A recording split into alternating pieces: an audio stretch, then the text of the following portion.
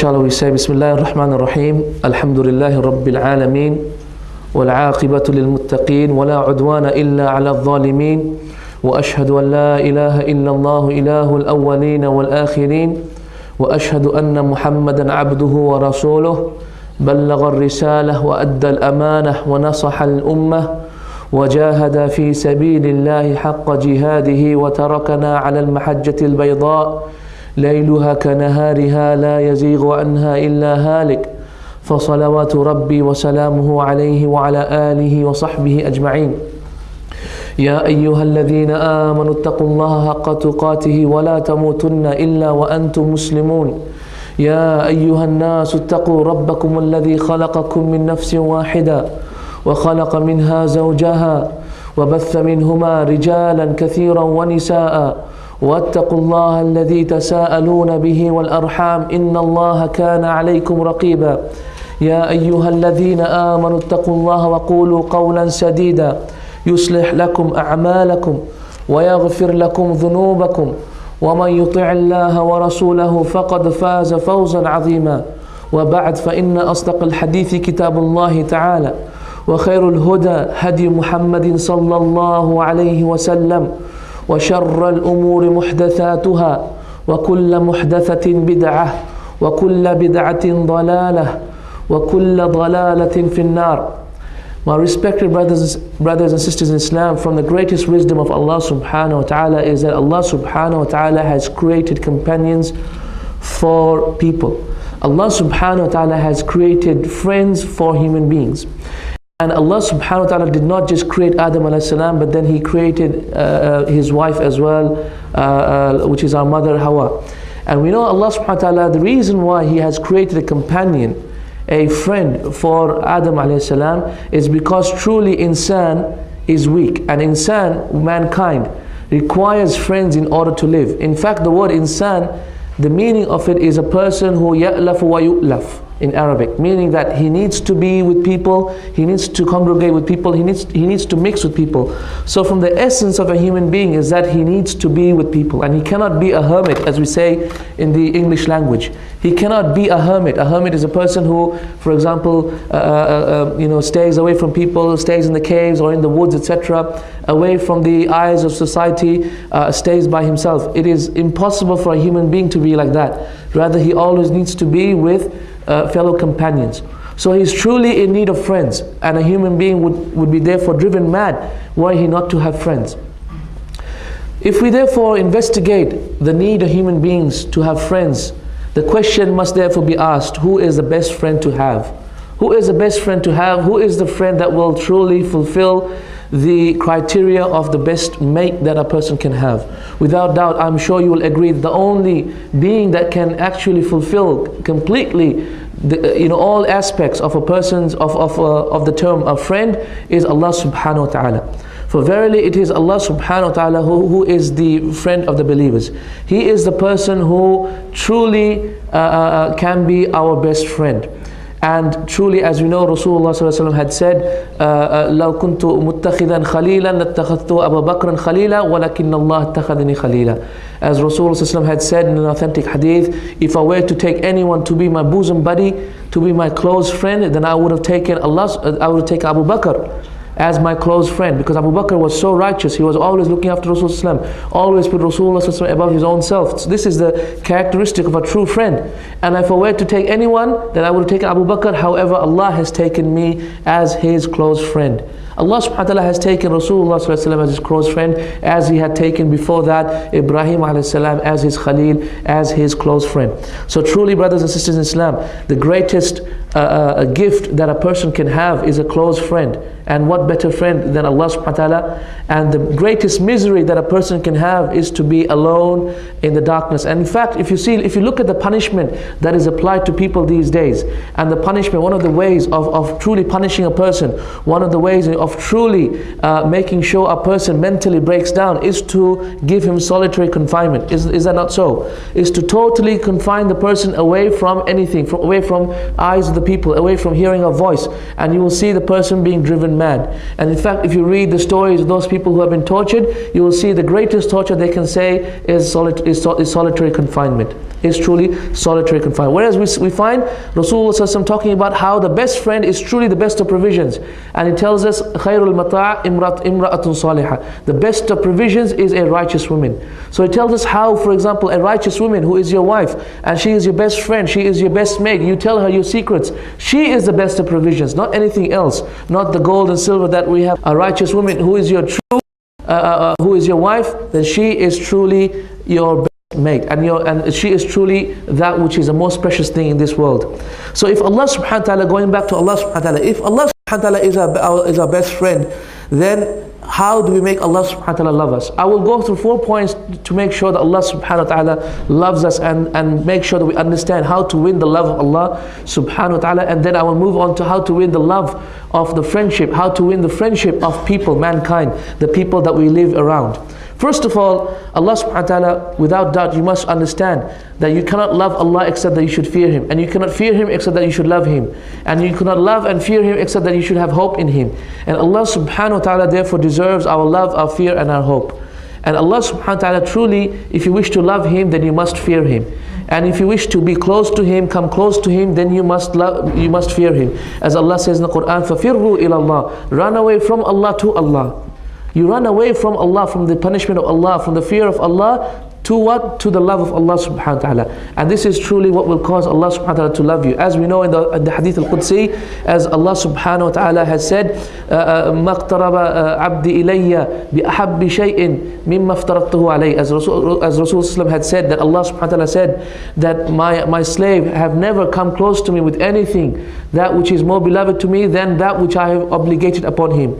Then when he does more extra deeds, then I become the hand with which he throws, by the leg with which he walks, etc., by the mouth by which he talks, as in the hadith as we already know. And this shows therefore that basically our speech is only the pleasure of Allah, our actions are only the pleasure of Allah, our walking and our companionship is only the pleasure of Allah subhanahu wa ta'ala. So when we truly look after this and fear Allah subhanahu wa ta'ala, then we truly have Allah subhanahu wa ta'ala as a friend. Another hadith tells us, the second part is how to make Allah subhanahu wa ta'ala love us is kathratul istighfar, is to make a lot of tawbah. And truly Rasulullah sallallahu alaihi wasallam had said in authentic hadith in Muslim, he said that the people who make more repentance, they are the best friends of Allah. They are the best friends of Allah. The best friends of Allah therefore are the ones who always repent to Allah subhanahu wa ta'ala. The third thing, brothers and sisters in Islam, is to love the friends of Allah subhanahu wa ta'ala. As Allah subhanahu wa ta'ala tells us in the Quran, إِنَّ اللَّهَ وَمَلَائِكَتَهُ يُصَلُّونَ عَلَى النَّبِيِّ يَا أَيُّهَا الَّذِينَ آمَنُوا صَلُّوا عَلَيْهِ وَسَلِّمُوا تَسْلِيمًا. Allah subhanahu wa ta'ala tells us in the Quran, verily Allah and His angels send blessings and praise upon Rasulullah. So all you who believe, send your blessings and praise upon Rasulullah. And in the tafsir of this verse, as we know, Rasulullah had said that whoever prays upon me one salah, that Allah sends a blessing upon me once, Allah subhanahu wa ta'ala does it 10 times. Meaning that Allah subhanahu wa ta'ala loves him so much that He does it 10 times. So this is another way to gain the love of Allah subhanahu wa ta'ala. And lastly, to gain the love of Allah subhanahu wa ta'ala is following Rasulullah sallallahu alaihi wasallam. Truly, as Rasulullah sallallahu alaihi wasallam had said, قُلْ إِن كُنْتُمْ تُحِبُّونَ اللَّهَ فَاتَّبِعُونِي يُحْبِبْكُمُ اللَّهِ. Rasulullah sallallahu alaihi wasallam said, Allah subhanahu wa ta'ala says in the Quran, say, O Muhammad, truly if you love Allah, then follow me, that Allah will love you. Meaning not only when you follow me, that is a condition which will truly prove your love to Allah, but Allah subhanahu wa ta'ala will return that love for you, just as Allah subhanahu wa ta'ala truly gives back the ibadah that you have done to Allah subhanahu wa ta'ala. The action that you have done to Allah, Allah does it back to you. In tansurullah yansurukum. If you help Allah, Allah help you. If you remember Allah, fadhkuruni adhkurukum. If you remember Allah, Allah will remember you. In the same way, truly if you follow Rasulullah sallallahu alaihi wasallam, and you're obedient to the religion, that Allah subhanahu wa ta'ala will also listen to your dua and love you. If you love Rasulullah and you love Allah, then Allah will truly also love you back. The talk today about the art of winning friends is not about how to gain the love of Allah subhanahu wa ta'ala. No, that is truly important. However, the talk today really is about the art of winning friends, about the people that we have around us.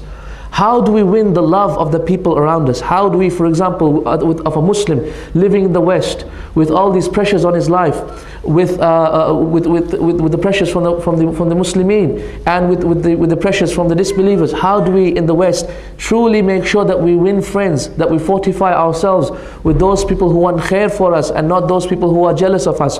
How do we make sure that we truly have this? This is the real purpose of our talk today. Real purpose of our talk today.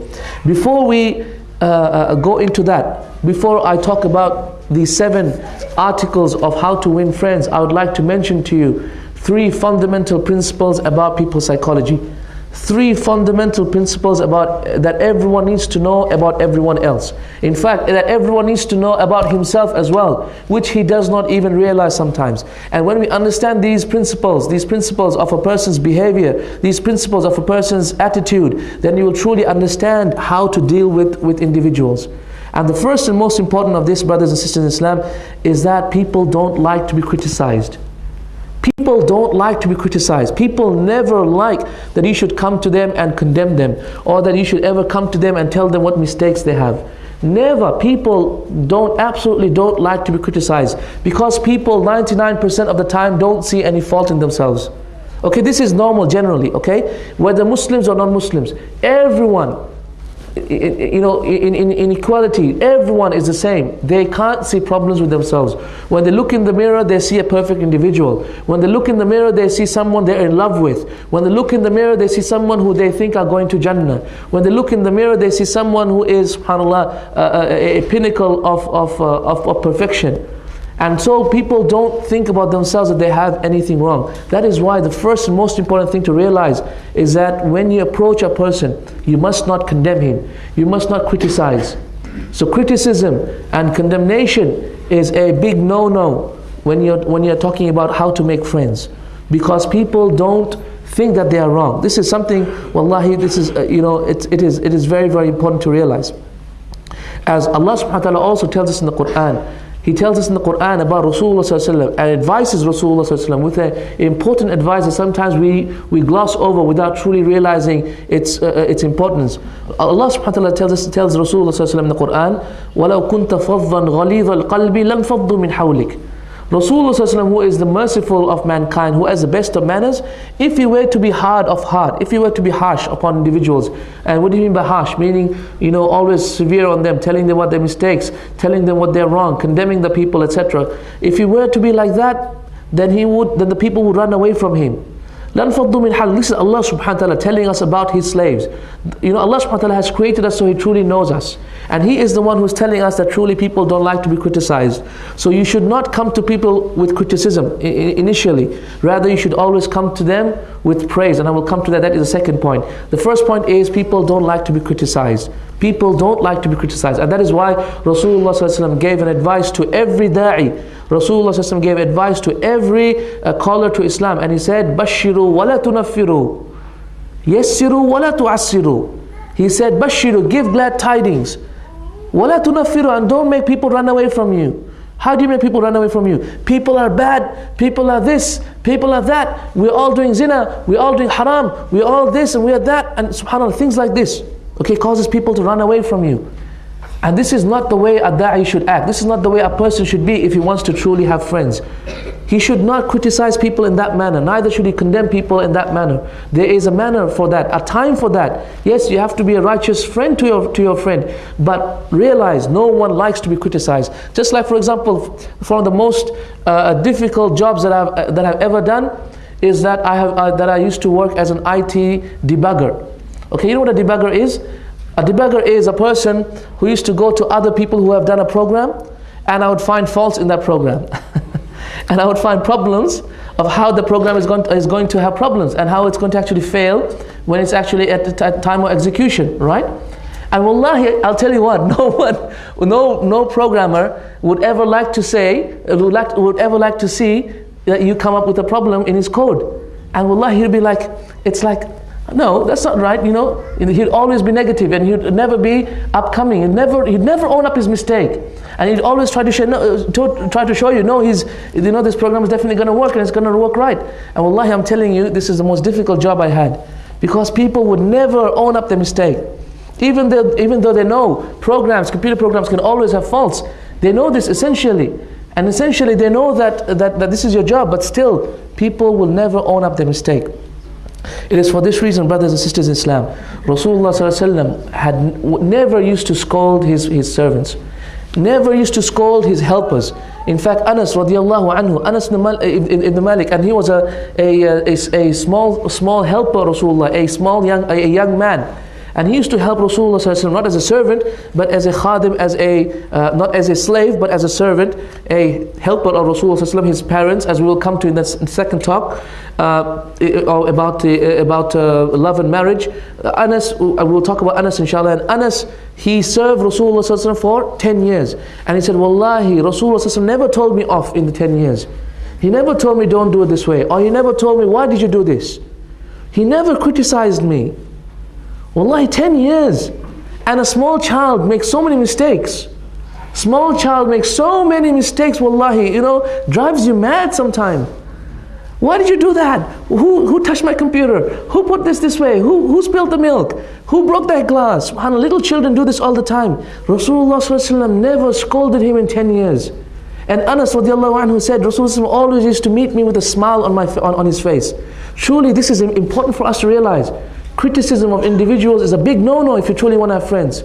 Stay away from criticism of individuals, because truly even you don't understand. Even you don't understand that you have criticism, that you have mistakes. And in fact, in one of the great wars of the American civil liberty movement at that time, when Abraham Lincoln was the leader of one of the groups, and his general did not obey him. His general, one of his generals, he told his generals to attack the raiding party, but he did not obey him. It was known that the president was truly Abraham Lincoln was truly a individual who never used to criticize people. And one of the reasons why he was so successful in winning friends and so successful in being a politician, one of the reasons was his lack of criticism. And that he would not criticize. Yes, he would fix the problems of the people, but in a way in which we will discuss how to fix the problems of the people without criticizing them openly. Because no one likes criticism, no one likes negative advice. And I'd like to read to you from what one of the writers have written about a father who forgets. And I just gave you an example of how Rasulullah never scolded Anas radiallahu anhu. And I want to read to you about how an author, Livingston Learned, his name was, he wrote in Reader's Digest something which is actually published numerous times in Reader's Digest because of his true beauty, about how beautiful his speech was and his writing was. And this is about a father who always used to scold his son, as against, of course, the hadith of Rasulullah, which was that he would never criticize. And look at what he writes.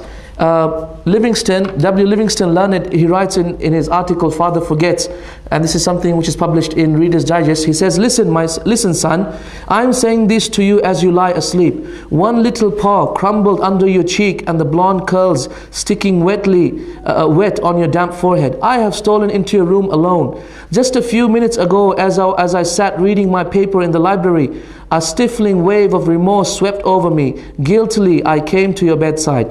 There are things I was thinking, son. I had been cross to you. I scolded you as you were dressing for school because you gave your face merely a dab with a towel. I took you to task for not cleaning your shoes. I called out angrily when you threw some of your things on the floor. At breakfast, I found fault too. You spilled things. You gulped down your food. You put your elbows on the table. You spread butter too thick on your bread. And as you started off to play, and I made for my train, you turned and waved a hand and said, "Goodbye, Daddy." And I frowned and said in reply, "Hold your shoulders back, young man."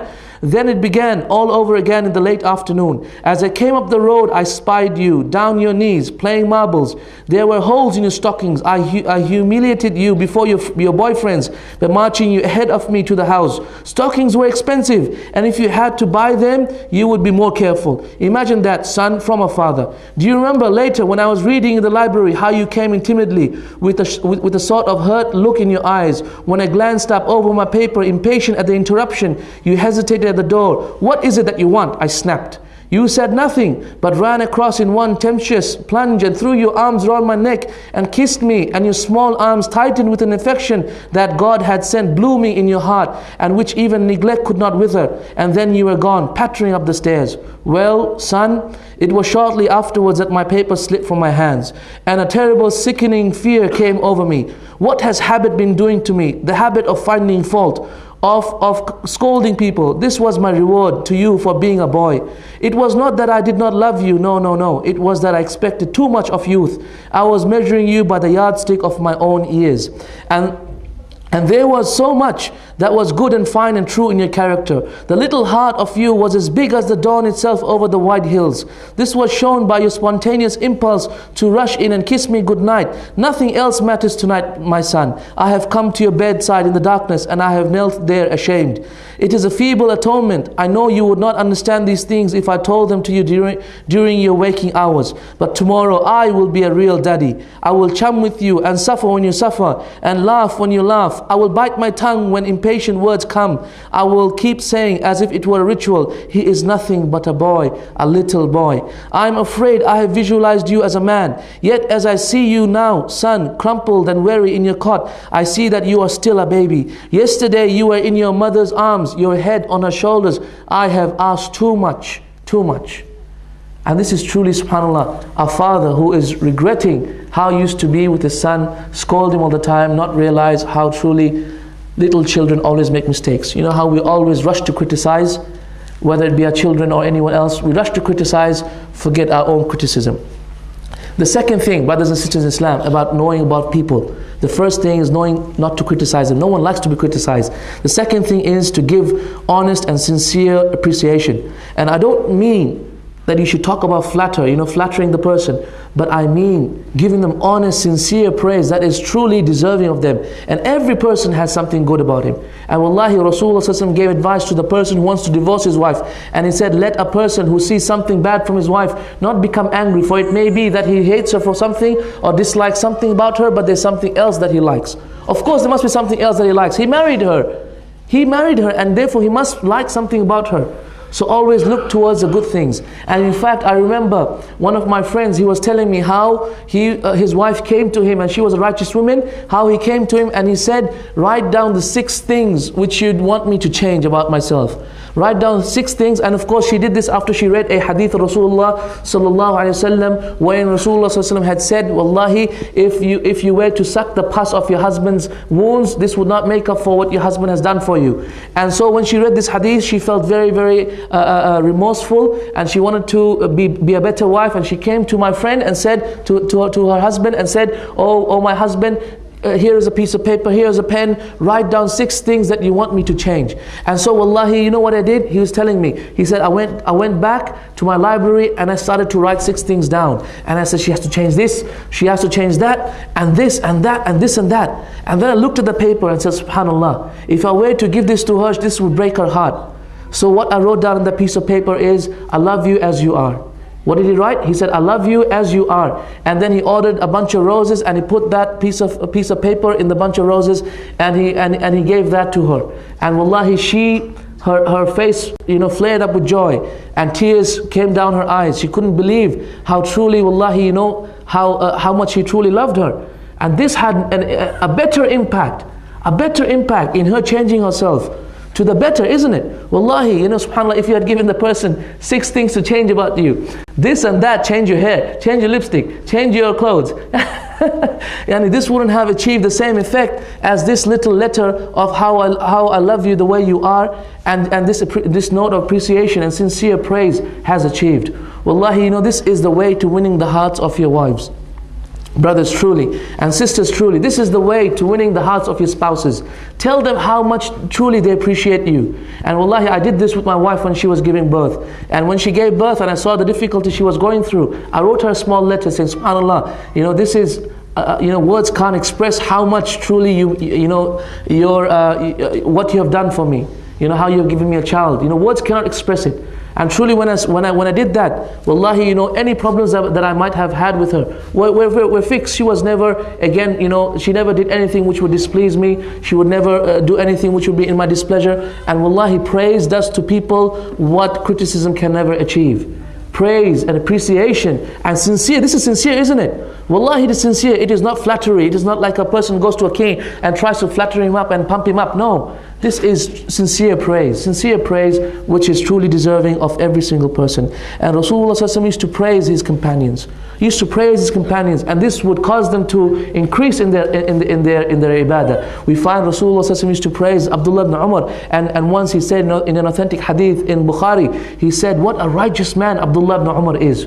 He said, what a righteous man Abdullah ibn Umar is. And the companions narrate, and the scholars of hadith narrate, that after Abdullah ibn Umar, he heard this praise of Rasulullah ﷺ about himself, he increased in his love for Rasulullah ﷺ, and from that day on, anything that Rasulullah ﷺ ever did, anything that the Rasulullah ﷺ ever did, he would do. Until if Rasulullah ﷺ went and urinated in a particular place, he would go and urinate in that place. Until if Rasulullah ﷺ on his travels, he stopped under a tree, he would make sure he stops under that tree, and he follows Rasulullah ﷺ in every single thing that Rasulullah ﷺ used to do. Imagine what praise can do to an individual.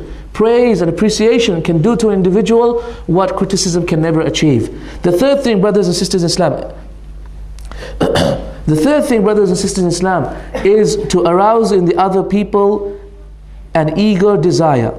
And if you want to criticize, if you want to make people do something, the first is don't criticize them, second is appreciate them, and the third thing is to arouse in the person, that a person always wants to be aroused by himself to do that which he should be doing. I'll give you an example of what I mean. When we were fundraising and fundraising for charity appeal and for the tsunami disaster that happened, and I thought about how to talk, and I was on Islam channel, and we were talking about how to raise some money and how would I motivate people. We were thinking about how to speak to people, and wallahi, we thought that, okay, there are two approaches. One is telling people about the fire and telling them how if they don't pay up, they're headed for the fire. Allah subhanahu wa ta'ala will ask them, oh, you know, when I came to you asking for help, you do not help me, etc., etc. Using those hadith of Rasulullah that say that a person who doesn't give, then he is headed for the fire. And then I thought, no, there's another way, and that is to make the person desire to give. And that is to make the person by himself want to help. By making him want to help, and by making him want to give. How? By arousing the interest in him. And this is the best way on how to cause a person to do something. And truly, this is what we did. So we concentrated only on those things that would cause a person want to open his heart and give, like the hadith of ajr, like the narrations about Rasulullah about rewards, about the person who gives charity, the rewards from the ayah of the Quran about charity, etc., etc. In a way in which the people themselves would want to give, until we found that this has always been the way that people would end up doing their deeds better and in a better fashion.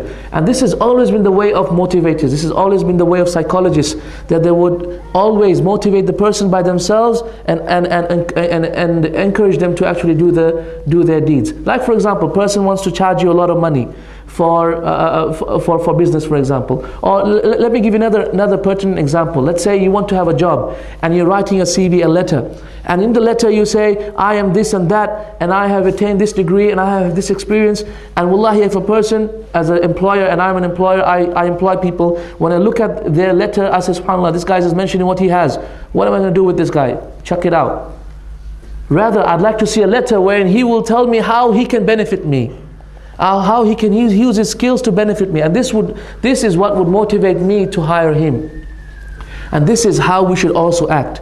If we want someone to do something, if you want to change the activity of a person towards something, we don't tell him to do that thing, rather we show him how he can benefit from that, how he will truly benefit himself through doing that deed. And this is exactly the way to motivate people. This is exactly the three things that we need to know about individuals, about people, before we even go into how to win friends.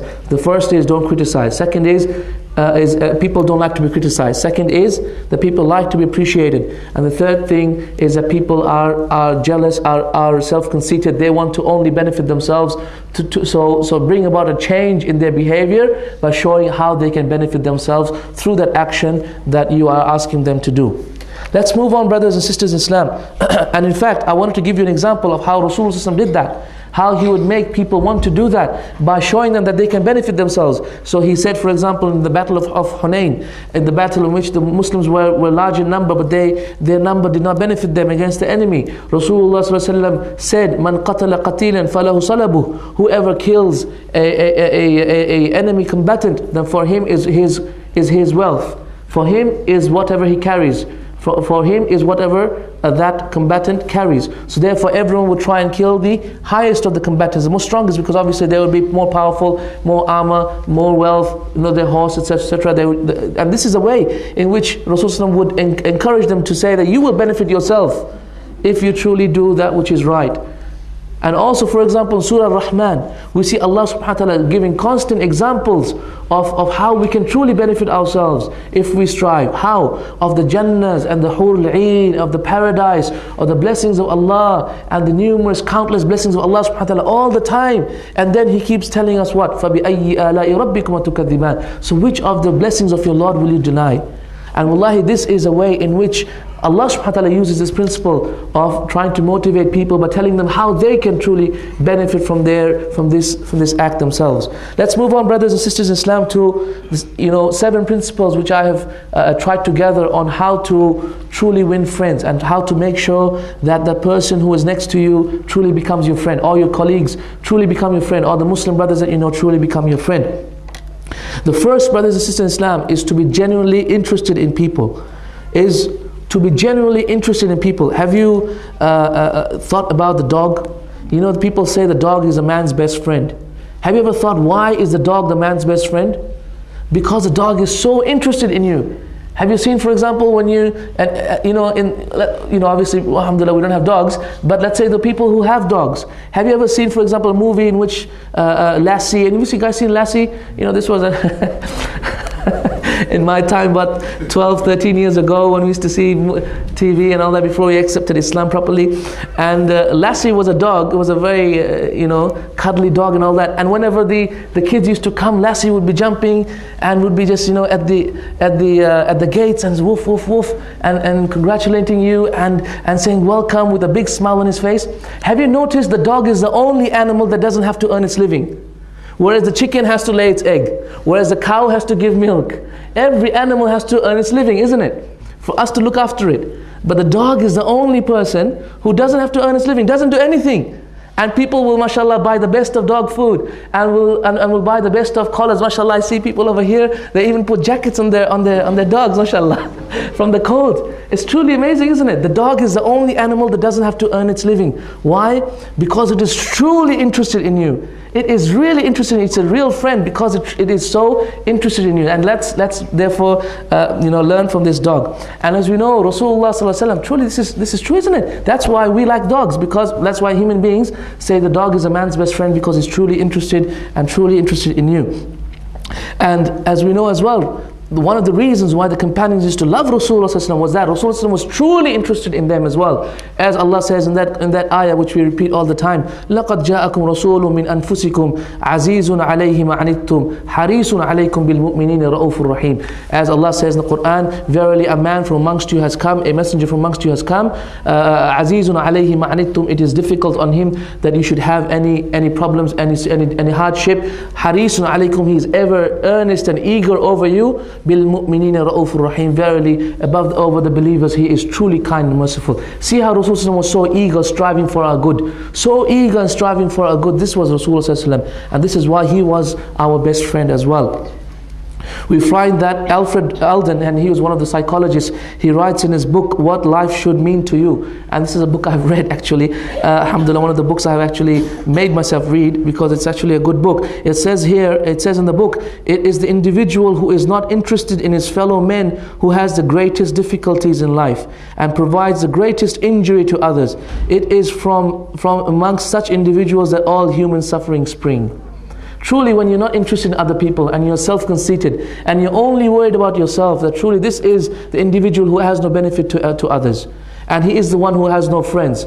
Have you seen, for example, in the movies? Forgive me for anyone who is blonde here, but you know how the movies, they always have this blonde bimbo. They call it, as we say, blonde bimbo. She is so self-conceited. She knows she's beautiful, and all she does is talks about herself.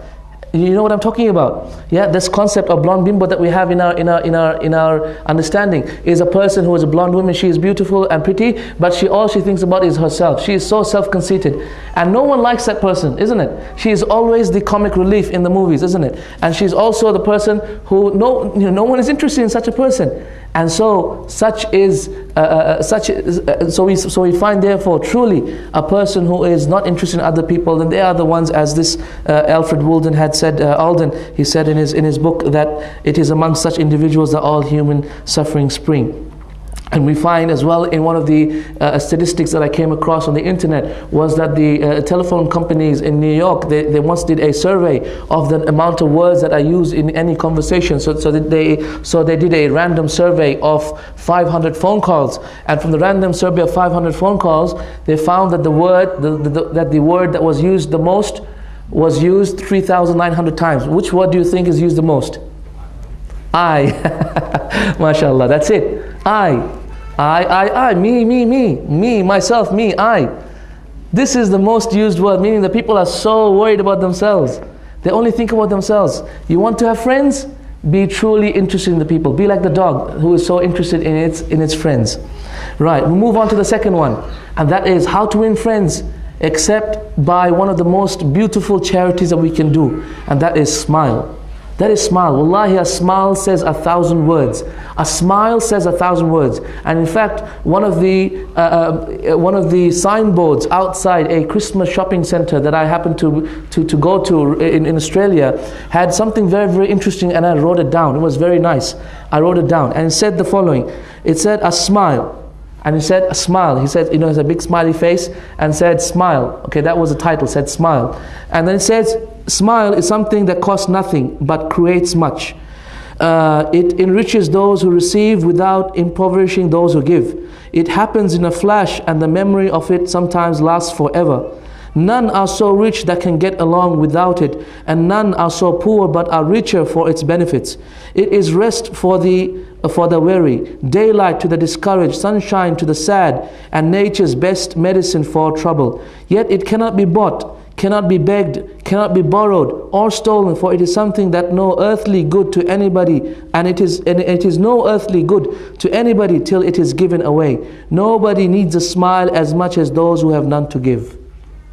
Truly, this is beautiful, and this is what a smile is. And truly, smile has an effect on individuals that you just cannot imagine. And Anas radiallahu anhu used to say that I never met Rasulullah except that he smiled at me.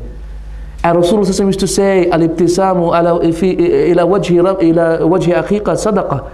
He said, to smile to the face of your brother is sadaqah, is charity. And wallahi, Rasulullah used to always go to his family in a smile, with a smile on his face. And a smile is so important. I know when the dog smiles at you, if the dog can smile. But if a dog, let's say a little baby. When I had my first child, and obviously all he used to do was cry and did not smile. I said, what is this? What is wrong with this little boy of mine? And then when he was 2 or 3, and then the first smile he gives, and when he recognizes you and the smile, the happiness on his face, it is worth $1 million. It is worth £1 million, even more than that, subhanAllah. The smile, when you see them in the airport, when you've been away for a couple of months away from your family, the smile on their face is enough, subhanAllah. It is enough. It is worth more than this world, subhanAllah. So truly a smile is a great gift. It is essential for anybody who wants to make friends to smile, not to frown. And nobody likes someone who frowns. Nobody likes those people who have a frown on his face. People love those people who always smile, and that is why we find that that even call centers, as we know, even the call centers, and these are places that you call in order, whenever you have a trouble. For example, you have something with the phone line, you call the problem centers, and when you call them, and I used to work for a call center once, and they used to tell us, smile even when you're talking, and this will show through your speech. They used to tell us, smile when you're talking as well, and this will show through your speech as well. And wallahi, have you ever seen, if you have ever gone to McDonald's or any of these big shopping centers, those people over there, they always smile. They're always in a smiley mood, even when you have a problem with them. And the troubleshooters, those people who deal with problems, they're the ones who smile the most, isn't it? And so truly this smile is truly important, truly important. If you cannot do anything for your friend or except smile, you cannot afford to give a gift, then just smile, wallahi. This is one of the most important advices that a person can give about smiling. Second essential tip for how to win friends is to remember the person's name. You have to remember the person's name. You can't say your name was Abdullah, Muhammad, no. You have to remember the person's name. And wallahi, it is so important to call the person by his first name or to know the person's name. It is just so important. When a person doesn't know your name, and you met him a number of times, and for example, I meet a lot of people and I go around all the time, and wallahi, I have this major problem. And so what I've done is I have a small diary that I've written down some of the names of the people that I have met in every single place. So I remember, and every time I go there, I remember, okay, his name was Shafiq, and he was from this place, and he would look like this, okay? And this brother was this, and he had a white beard, and he was this and this and this. And so I remember myself, at least I can always remind myself of their first names, etc. So when you can at least call upon them, they know that you are interested in them, and that you are someone of importance to them. And in fact, the newspapers note that Theodore Roosevelt, who was one of the presidents of America, one of the reasons why he won the election was because he could memorize, he remembered 50,000 names. He could remember 50,000 names. He used to call everybody from his drivers to his cooks to his maids to his personal assistants to people that he met, everybody with his first name. And in fact, one of the biggest insults to a politician is when you say who is the president of this and this, and he does not know the name. Or for example, as you know, as George Bush, as he had said, the Pakis, and he couldn't even remember the proper name as Allah Musta'an. So truly knowing the first name of people and knowing how to call on people is truly important. And I also remember reading about the history of Napoleon, that Napoleon was one of those masters of character, and he had a way of winning people. The way he used to do it is that he used to write down names, and he used to ask the person his name in different ways. So, brother, what's your name? He would say, for example, Rahim. And so let's say, for example, it's a strange name. He would say, oh, sorry, I didn't get that again. And then he would repeat it again, and then he would say, okay, how do you spell that? That's a third time. So you see, he has asked for his name in different ways. So he has learned his name in different ways. Then he would write this down on a piece of paper. Then he would memorize that name, and then he would throw that piece of paper away. In that way, he would remember the first names of individuals. And truly, if you look at it, this is an important tool. Wallahi, these are very small tips, very small, but they're essential in winning friends. They're essential tips in how to make people love you and truly remember you. And that is that you remember their first names, because it really shows that you are not just a dot in his world, rather that you are an individual, someone of importance in his life. Okay, that you've actually bothered to remember his name. Until even the psychologists, they say something very important, and they say that the person's name is the most sweetest and most important sound in any language. The person's name is the most sweetest thing to him. The most sweetest thing you can say is his name. And so truly try and remember the people's name who you want them to be your friends. Number four is to be a good listener. Allah subhanahu wa ta'ala has given us one mouth and two ears for a purpose. That is that we listen more than we speak. And this is very, very important to realize. It is imperative that a person who wants to have friends to be a good listener. No one wants you to come up to him and just keep on speaking about yourself and say, oh, I did this and I went there. Or for example, let's say, when I go back to Australia, I start talking, oh, I went there and I did this and I did that. And no one wants to hear about you. No one's interested in you. Everyone is interested in their own selves.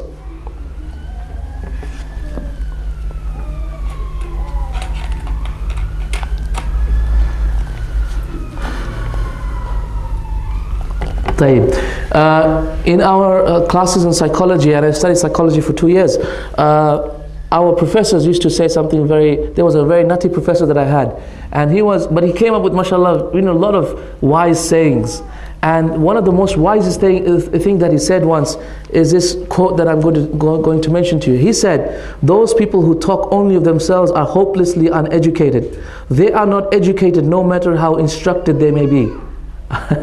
Okay, those people who just talk about themselves, no one truly likes these sort of individuals. Because all they do is talk about themselves. They are self-conceited, and they are like that blonde bimbo that I was talking about, who only talks about herself. And as we know, Rasulullah was not like that. He would always engage the other person, listen more than he spoke. Always let the other person finish, whether it be speaking or whatever they are doing. In fact, even we find when that Arab came into the mosque and he was urinating, what did Rasulullah say? Da'ahu, let him finish. Meaning, let the man finish. Don't stop him for whatever reason. Some people say, okay, that's because stopping him whilst he's urinating may harm his body. That's one thing. However, really the matter of the fact is that Rasulullah was a good listener, that he would let the other person finish and do what he had to do. Thereafter, instruct him, advise him, and do whatever he needed to do. And this is essential for us to be friends with people. People always want us to listen to them, not for you to speak about yourself. The fifth thing, brothers and sisters in Islam, that is to talk in terms of other people's interests only. Talk in terms of other people's interests only. What is the best way to speak to a parent? Tell me, what is the best way to speak to a parent? What do you think, brother? If you know a brother and sister, for example, sorry? No, how would you speak to a parent? I'm saying, a person who has children. Ayo Akhtar, how would you speak to him? The best way, what is the best way to engage that person and to truly make him interested and show you that he means someone to you? What is it? About the children. Exactly, wallahi. Exactly. What a beautiful child you have. MashaAllah, this is a flower. This is not a human being, this is a little angel. And you talk about them and you give them gifts. What is the way to the parents' heart? But to the children. So you always talk about that which interests them. The guy, he loves sports cars. MashaAllah, talk about sports cars with him. And wallahi, he will melt in your hands. Talk about sports cars. You know nothing about sports cars. You know nothing about it. But just keep on talking. Oh, do you have a twin turbo, or do you have an intercooler? And what type of car do you have? V6? Is it etc., etc. Just engage him in that, and he will be interested in you. Wallahi, some of the people, their interests are the most boring of things. Botany, chemistry, astronomy, and etc., etc. Or someone is so interested in his own field. And when you engage him in that, wallahi, he will be your best friend as well. And he will truly find you an engaging experience. And he will always remember the fact that you are more interested in him rather than yourself talking about who you are. This is truly important. Always engage the person's interest. If it's a child, if it's a parent, through his children. If it's through praising his children, through talking about the child. If it's if it's a person with a particular hobby, then through that hobby. And so it actually is good for you to understand this person who you want him to be a friend, what he truly is interested in. And wallahi, this is truly important advice. Number 6 is to make other people feel important, and to give them honest appreciation. And wallahi, this is something that I will never forget. And this is something which wallahi I learned from our teachers ourselves. And our teacher, which is one of our elder teachers, was Sheikh Muhammad Mukhtar Shanqiti, Hafidhahullah, who is one of the teachers in the university, and he's also teacher in the Haram of Medina. In one of his tapes, in the tape on explanation of Zad al-Mustaqna, which is one of the books of the Hanbali scholars in fiqh, he explained the chapter of nikah, in the first tape, in the chapter of marriage. As you know, Sheikh Muhammad Mukhtar Shanqiti was explaining this book in the mosque of Sheikh bin Baz, rahimahullah, which is in Mecca. So Sheikh Shanqiti, he used to go to Mecca every week, couple of times, and he would deliver lectures on explaining Zad al-Mustaqna to the people, and he would speak to the people, and he would obviously give explanation of this book. So once it happened that before he started his lecture, Sheikh bin Baz, rahimahullah, happened to come into the mosque, and he sat down on the side in order to listen to Sheikh Muhammad Mukhtar Shanqiti. So Sheikh Muhammad Mukhtar Shanqiti, he realized it was Sheikh bin Baz. He realized it was Sheikh bin Baz, and he stopped his lecture. And this is found in his tape. You can find this tape on Islam Way and other places. This tape where he talks about where he actually stopped his lecture, and it is actually beginning, but he stopped his lecture and he started to talk about Sheikh bin Baz. And he went up, he got up from his chair, and he brought Sheikh bin Baz and made him sit in his chair, and he sat down on the ground, and he started to praise Sheikh bin Baz and talk about how much an important individual he was. And he kept on praising the man so much until Muhammad Mukhtar Shanqiti, he cried. he happened to cry and say, Wallahi, it does not befit someone like me to be here when our Shaykh, our great Mufti is here, and etc, etc, and he's like a father to us, and how much we have benefited from him. And this is all on the tape. And Wallahi, he kept on doing this until Shaykh bin Baz had to tell him to stop, that is enough. And then Shaykh bin Baz took the microphone from him, and then he started to praise Shanqiti. He started to praise Muhammad Mukhtar Shanqiti so much, until Wallahi, you realize that the reason why Shaykh bin Baz done this, or he did this, was because of the tawadu, of the humbleness of Shaykh Muhammad Mukhtar for his Shaykh. And Wallahi, this just shows how to make other people feel important is so important. And when you make other people feel important, they will melt in your hands.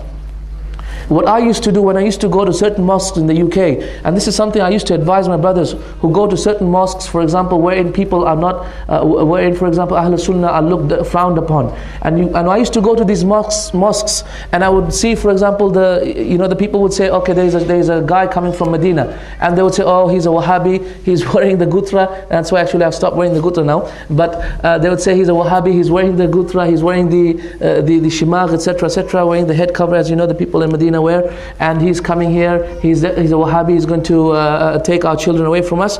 You know the first thing I used to do? I used to go up to all the old men, I used to hug them, and I used to kiss them on their forehead. And you know what? All the old men would line up. All of them would line up to get a kiss on their forehead. All of them would line up, and everyone would want a kiss on their forehead, subhanAllah. And I found this amazing. After that, they would always be helpful, and they wouldn't mind if I didn't do dua after salah. They wouldn't mind at all, and they wouldn't mind if I gave the khutbah in English. They wouldn't mind if I did not, for example, if I raised my hands in salah. They wouldn't mind. They said, MashaAllah, he's a nice man. Every time I saw them, I would go and kiss them on their forehead, and they would all line up. Every time they would line up to get a kiss on their forehead. And wallahi, this is the way to make to the hearts of the people. Make them feel important, make them feel people of authority. And when we do this, these simple affairs, perhaps this old man never got a kiss on his forehead. Perhaps this old man never, even his children never perhaps kissed him on his forehead to make him feel important. And it was the adab, it is, as you know, the adab in amongst the Muslimin, amongst the ulama as well, that they used to go to their elders and kiss them on their forehead as a way of signing respect and showing that they are the elders amongst the group. And you know, this would just, wallahi, it would make the elders melt in your hands. They were putty, you know putty? It was like that molding clay. You could mold them I could mold them any way I wanted. Subhanallah, because of this little act and winning their hearts through this way. Last thing, brothers and sisters in Islam, that I want to mention in this talk today is to give them small gifts. Is to give them small but frequent gifts. And truly giving a small gift is a way to the heart of your brother. As Rasulullah ﷺ had said, tahadu tahabu. Wallahi, you know, give gifts and you will love each other. Give presents and you will love each other. This is, brothers and sisters in Islam, in essence, the culmination of your love for the individual when you give someone a small gift. I mean, you think about it. When was the last time you gave your wife a gift? Why don't you, for example, women of this country, they love flowers. Why don't you buy a small flower, a small rose? You don't have to buy two, buy one. It means something. It means you're the only one. Don't buy two. Buy only one. Okay? It means something to women. Yes, it does. You know, these are the secrets to the heart of women. When you buy only one and you give that rose to her, the single rose, it means a lot to the individual.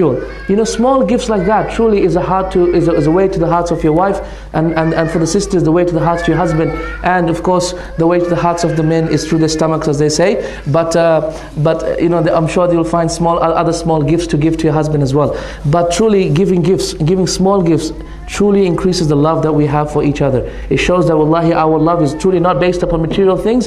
However, it is an expression of our love for that individual. Allah subhanahu wa ta'ala knows best. Can someone just mention to me, please, the three things I mentioned about psychology of the people? Does anyone remember? Brother, do you remember what I mentioned? The first is? I don't know if I remember them in order. No problem. Do not criticize the people. Yeah, no one likes to be criticized. No one likes to be condemned and criticized. Right, Rahim? What's the next one? Appreciation. Yes, everyone likes to be appreciated. Everyone loves praise and appreciation. And the third one, brothers? Yes, showing them their own personal benefit in doing what they want to do. Right? As like, for example, your child, when you buy him a bed, and for example, he wets the bed, and when you buy him a bed, you say, you're not going to wet your bed, are you? Then of course he's going to say, no, how can he wet his own bed? You know, this is the way to make sure that the child does what you want him to do. Okay, what are the 7 things I mentioned on how to win friends? What are the 7 things? And you know what? I have written this on top of my wall. In my room, when you go to it, smile. And it says there, don't criticize. And it says, I'm sure, I have to say that I sometimes when I get too close to brothers, I end up joking a lot. But that's not to say that I don't look after these principles as well. But these are principles that you need to always look after. That is, first of all, what is the first principle, brothers? No, name. Okay, all right, name. Remembering their name. All right, Akhtar, what is it? Having genuine concern for the goodness of the people. Right? What else? Engage with them regarding their interest. Engage with them regarding their interest. Yes, Amar. Giving gifts. Giving gifts are the easiest one. All right, giving gifts. Another one. Talk about them. Don't say I. Yeah. Always be interested in them. Genuine interest for the people. Okay, we mentioned that already. But what? Okay, that's okay. Become genuinely interested in people. That's number 5. What else, brothers? Being a good listener. Being a good listener. Thank you. And smile. That's it. Smile. And wallahi, with that, I'm sure you will win friends. You will win friends. These friends will be your best people, and they will be your best mates. Small things that we do all the time. Wallahi, this is the way to make sure that we win friends. And this is the true art of winning friends. Allah subhanahu wa ta'ala knows best. Subhanallah Allahumma wa bihamdik ashhadu an la ilaha illa anta astaghfiruka wa atubu ilaik.